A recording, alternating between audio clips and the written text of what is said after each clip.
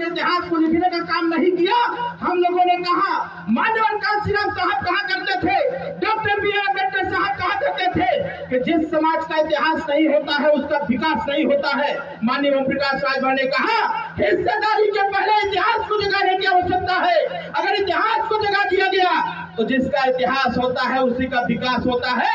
तो सबसे पहले इतिहास को जगाने की आवश्यकता है। यहाँ इतने लोग बैठे हुए हैं, हम आपसे जानना चाहेंगे, आज के 25 साल पहले जब आप लोग कहीं अपना परिचय देते थे, जब आप अपना नाम बताते थे या कोई आपसे आपका नाम पूछता था कि आपका क्या नाम है, तो आप जब अपना पूरा नाम राजभर लिख करके बताते थे तो पड़ोसी लोग पूछते थे कि राजभर कौन होता है। बताइए, सही कह रहा हूं गलत कह रहा हूं? मैं उसका गवाह हूं। जब मैं प्राइमरी विद्यालय में एडमिशन के लिए गया, बैजनाथ यादव जी हमारे प्रिंसिपल थे। जब उनसे हमने अपना परिचय दिया कि मेरा नाम अरविंद कुमार राजभर है, उन्होंने कहा कि ये राजभर कौन होता है। मैं उस दिन एडमिशन नहीं लिया, मैं घर पर आया, 3 दिन इंतजार किया मंत्री जी का। जब बाबूजी चल करके आए, उन्होंने पूछा एडमिशन हो गया? हमने कहा नहीं लिया। बोले क्यों? हम के जिस स्कूल में जाति पूछी जाती हो उस स्कूल में पढ़ाई मैं नहीं करने वाला है। बोले क्या हो गया? हमने कहा कि प्रिंसिपल साहब ने पूछा तुम्हारा क्या नाम है। जब हमने बताया कि मेरा नाम अरविंद कुमार राजभर है, तो उन्होंने कहा कि ये राजभर कौन होता है। हमने कहा बाबूजी मैं राजभर ही हूं ना। बोले हाँ। हमके जब सबकी पहचान है तो फिर राजभर समाज की पहचान क्यों नहीं है? बाबूजी ने कहा किसने पूछा? हमने कहा प्रिंसिपल साहब ने पूछा। बाबूजी प्रिंसिपल साहब के पास पहुंचे, जाकर के कहे अगर आप राजभर समुदाय को नहीं जानते हैं तो एक दौर ऐसा पैदा करूंगा कि जब भी सड़क से कोई व्यक्ति पीला गमछा लगा के जाएगा, हर व्यक्ति देख के कहेगा, भले ही ठाकुर हो, ब्राह्मण हो, भूमिहार हो, यादव हो, कोई भी देखेगा तो वो कहेगा यह पीला गमछा लगाने वाला राजभर समाज का लड़का जा रहा है। साथियों, ओम प्रकाश राजभर ने यह बात करने का काम। हम लोग धन्य हुए जब माननीय मुख्यमंत्री जी का आगमन 11 तारीख को हमारे घर पर हुआ।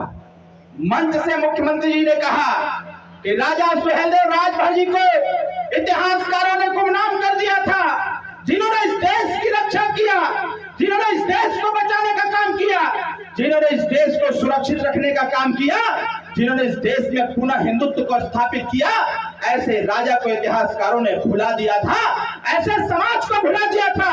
अगर उस इतिहास को उजागर करने का काम चक्रवर्ती सम्राट राष्ट्रवीर राजभर महाराजा सुहेलदेव राजभर के नाम को उजागर करने का काम किसी ने किया तो उसका नाम ओम प्रकाश राजभर है। साथियों, यह बात माननीय मुख्यमंत्री जी ने 11 तारीख को घर पर आके बोलने का काम किया। आज हर तरफ कोई भी खड़ा होता है, कोई भी पार्टी हो, कोई भी नेता हो, राजनीति में जब तक ओम प्रकाश राजभर की चर्चा नहीं होती है तब तक चर्चा पूर्ण नहीं हो पाती है। साथियों, इतनी बड़ी साहस, इतनी बड़ी शक्ति आपको देने का काम माननीय ओम प्रकाश राजभर जी ने किया। आज आवश्यकता है, यह जो एरिया है सेवापुरी विधानसभा का, सेवापुरी विधानसभा में आज हमने चिनगारी लगाने के लिए आया हुआ। आज हम लोग चिनगारी लगाने आए हैं क्योंकि जब 31 दिसंबर 2024 को जब मैं दिल्ली गया था, माननीय प्रधानमंत्री जी से मुलाकात किया, क्योंकि चुनाव मैं भी लड़ रहा था घोसी से लोकसभा का, यहां से माननीय प्रधानमंत्री जी लड़ रहे थे। जब चुनाव थोड़ी सी गड़बड़ा रहा था, पीएमओ से फोन आया, क्योंकि हम लोगों को जानकारी हुआ था, पीएमओ से फोन आया कि क्या स्थिति रहेगी। बाबूजी ने कहा घबराइएगा नहीं, आपको बनारस से जिताने का काम कोई विधानसभा करेगा तो सेवापुरी रोहनिया दोनों विधानसभा जिता करके आपको आगे भेजने का काम करेगी। मैं धन्यवाद देता हूं यहाँ के मतदाताओं को।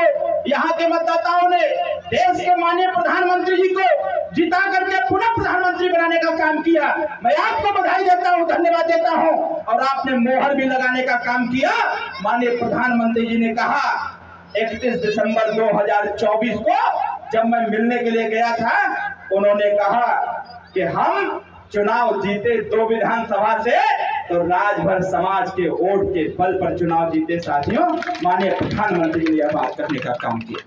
क्या मुझे पूर्ण विश्वास था कि जो हमारे सेवापुरी रोहनिया विधानसभा में यह पीला गमछा लगाने वाले लोग हैं, मजबूती के साथ वोट करेंगे। सबका सहयोग रहा, देश के माननीय प्रधानमंत्री जी चुनाव जीते और जीत करके फिर से एक इतिहास कायम करने का काम किया। मैं गया था, अभी मैं मोबाइल में पढ़ रहा था, जो बात हमने 31 दिसंबर 2024 को माननीय प्रधानमंत्री जी से आग्रह किया था, जो बात मैंने उनसे कहा था, आज उसका आदेश जारी हो गया। मैंने प्रधानमंत्री जी से कहा था कि एक आयुष्मान कार्ड बनता है। आयुष्मान कार्ड 5 लाख रुपए वाला, जानते हैं ना आप लोग, आयुष्मान कार्ड 5 लाख रुपए वाला। यह 5 लाख रुपए वाला जो आयुष्मान कार्ड है किसका बनता है? जिसके पास 6 परिवार रहता है उसी का आयुष्मान कार्ड बनता है। सही कह रहा हूं, गलत कह रहा हूं? जोर से बोले हाँ या सही है कि गलत है? मतलब जिस परिवार में 6 सदस्य रहेंगे उन्हीं का आयुष्मान कार्ड बनेगा, सरकारी पैसे से उन्हीं का इलाज होगा। 31 तारीख को मैंने प्रधानमंत्री जी से यही बात पूछा था। उन्होंने जब पूछा कि अरविंद उत्तर प्रदेश की क्या स्थिति है, हमने कहा योजनाओं की बौछार है, लेकिन वह योजना गांव गरीब तक नहीं पहुंच पा रही है। उन्होंने पूछा क्या हो गया, हमने कहा आप कहते हैं कि गरीबों का इलाज निःशुल्क कराऊंगा, तो मैं यही बताने के लिए आया हुआ हूं कि सरकार ने व्यवस्था बना दिया, अधिकारियों ने व्यवस्था बना दिया कि जिस परिवार में 6 सदस्य होंगे उन्हीं का आयुष्मान कार्ड बनेगा। प्रधानमंत्री जी ने कहा ऐसी व्यवस्था हमने नहीं दिया। हमने कहा अगर नहीं दिया आपने व्यवस्था, तो व्यवस्था धरातल पर कैसे उतर गई? उन्होंने कहा मैं इसका पता कराता हूं और पता करके उत्तर प्रदेश नहीं देश में आदेश कराता हूं कि 6 वाला बंधन टूटना चाहिए।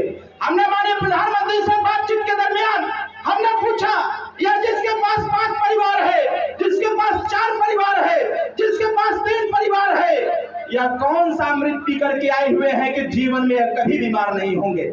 और यह 6 सदस्य जो लोग हैं, यह कौन सा विष पी लिए हैं कि हमेशा बीमार रहेंगे? सरकार इनके लिए व्यवस्था करेगी। हमने दूसरी बात बोला कि हमारे पिताजी मंत्री हैं, इनको क्या आवश्यकता है 25 लाख रुपया देने के इलाज के लिए? हमने कहा भारत का संविधान कहता है समता, स्वतंत्रता, बंधुत्व, न्याय। अगर जनता के वोट के दम पर विधायक, सांसद, मंत्रियों के इलाज के लिए 25 लाख रुपया हर साल दिया जा सकता है इलाज के लिए, तो यही व्यवस्था जनता के लिए होना चाहिए। आयुष्मान कार्ड सबका बनना चाहिए और 5 लाख रुपया नहीं, बल्कि आयुष्मान कार्ड से 25 लाख रुपए का ट्रांजैक्शन होना चाहिए, ताकि गरीब का इलाज हो सके, गंभीर से गंभीर बीमारी खत्म हो सके। साथियों, इस प्रकार की बात हमने माननीय प्रधानमंत्री जी से कहा था। बताइए सही कहा कि नहीं कहा था?